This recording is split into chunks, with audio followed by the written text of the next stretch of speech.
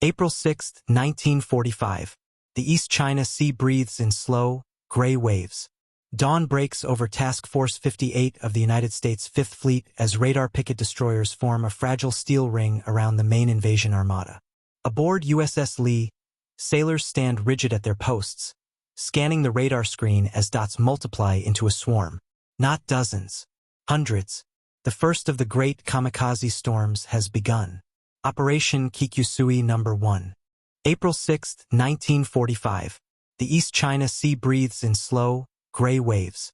Dawn breaks over Task Force 58 of the United States Fifth Fleet as radar picket destroyers form a fragile steel ring around the main invasion armada. Aboard USS Lee, sailors stand rigid at their posts, scanning the radar screen as dots multiply into a swarm. Not dozens, hundreds. The first of the great Kamikaze storms has begun. Operation Kikusui No. 1. Below decks, American gunners load their 5-inch shells, each stamped with the cryptic initials VT.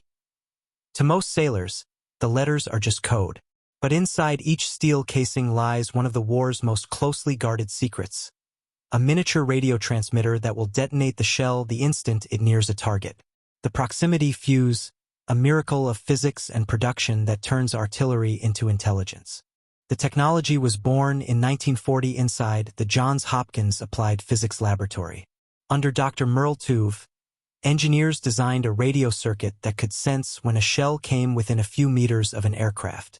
The principle was simple: a radio pulse, reflected back, would shift in frequency as it neared metal. When that shift reached a threshold, the shell exploded.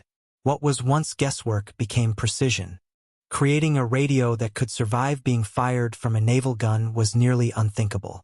Each shell endured 20,000 times the force of gravity at launch and spun at 25,000 revolutions per minute. Yet every glass vacuum tube had to stay intact.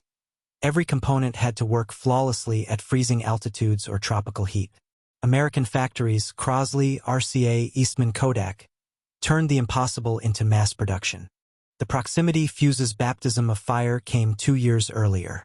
January 5, 1943, the cruiser USS Helena fired VT shells at a diving Japanese bomber near Guadalcanal. The shell didn't hit directly, it simply passed close. A flash of white, then fragments tore the aircraft apart. That single explosion proved that the shell could think, and from that moment naval warfare would never be the same. By the time of Okinawa, proximity fuses made up 3/4 of all U.S. naval anti-aircraft ammunition. Every destroyer carried thousands. On that morning in April, when Japanese planes appeared as a swarm of black specks over the sea, those fuses turned the entire horizon into a trap. Shells detonated in midair not from luck or timing, but because they knew when to kill. To the Japanese, death had become a weapon.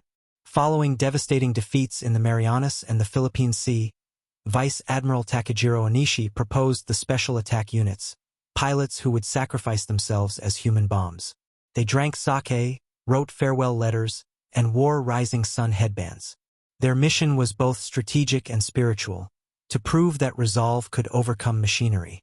The most extreme creation of this doctrine was the oka, meaning cherry blossom, called baka, fool, by the Americans. It was a rocket-powered bomb with a 1,200-kilogram warhead and a single pilot sealed inside. Released from a bomber, it could reach nearly 600 miles per hour. But it could only glide 10 miles, a suicide confined by physics. Few ever struck their targets. At 0744, USS Laffey came under attack. 22 aircraft descended in 80 minutes. Gunners fired 345 rounds of proximity-fused shells. 9 planes disintegrated before they could even begin their dives. Others caught fire mid-air, exploding into the sea. The destroyer was hit 6 times but still floated, saved by walls of airburst explosions that had destroyed scores before impact. Post-battle reports revealed the cold truth of numbers.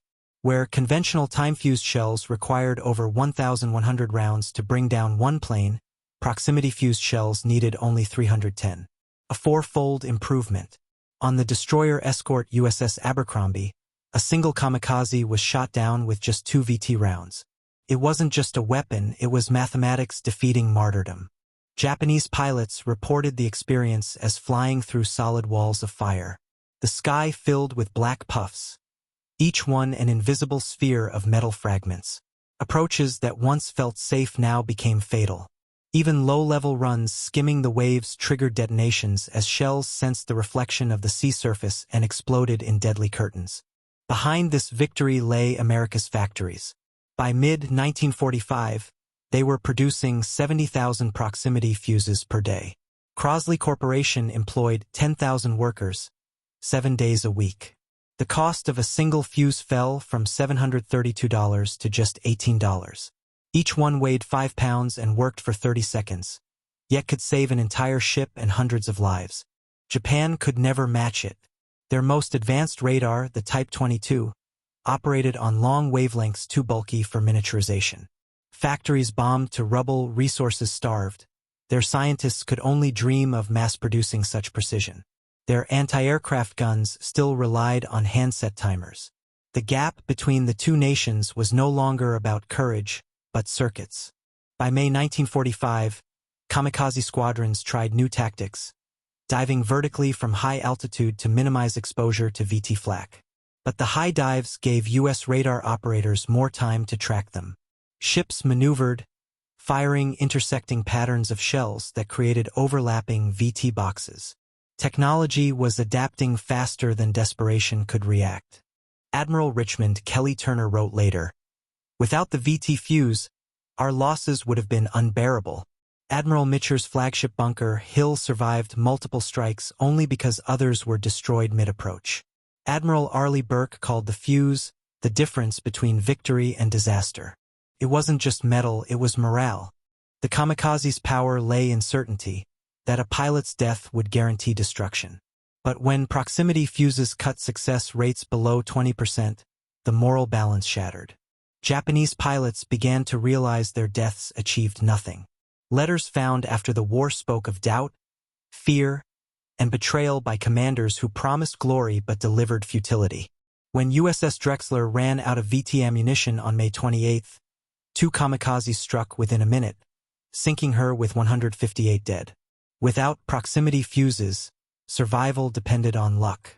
The difference between a near miss and a kill was no longer guesswork, it was whether the shell could think.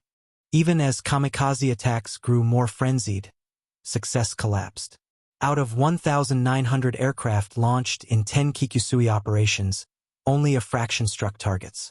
The proximity fuse had stripped the divine wind of its power. Electronic intelligence had defeated human sacrifice. By war's end, over 22 million proximity fuses had been made. More than $1 billion of wartime spending. Japan's industrial collapse left them with none. Their belief that spirit could overcome material power died in the same fire that consumed Okinawa's skies. The electronic fuse had proven that intelligence, even in steel, could preserve life. The proximity fuse became the ancestor of every smart weapon that followed: guided missiles, radar-seeking shells, even the phalanx CIWS that protects ships today. Johns Hopkins APL went on to design satellites and missile guidance systems, continuing the same idea: that knowledge saves lives. Japanese veterans later spoke of awe and despair. Commander Tadashi Nakajima said, "It was as if the American shells could see us." The belief that courage could defeat machines had died. The proximity fuse did not just end attacks, it ended illusions. Dr. Merle Tuve later reflected, "Every kamikaze shot down meant American sailors going home. The fuse was not built to glorify destruction but to prevent it. In its circuitry lay a paradox, the act of killing to protect life. In the end, it was not just a triumph of physics but of principle. A 5-pound shell, $18 to make 130 components, functioning for 30 seconds.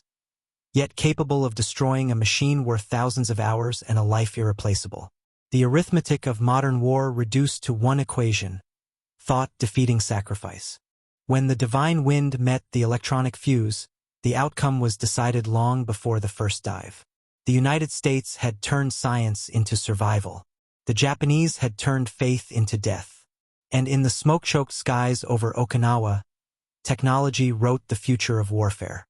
By the campaign's end, kamikazes had sunk 36 ships and damaged 368, Terrible numbers, yet a fraction of what might have been.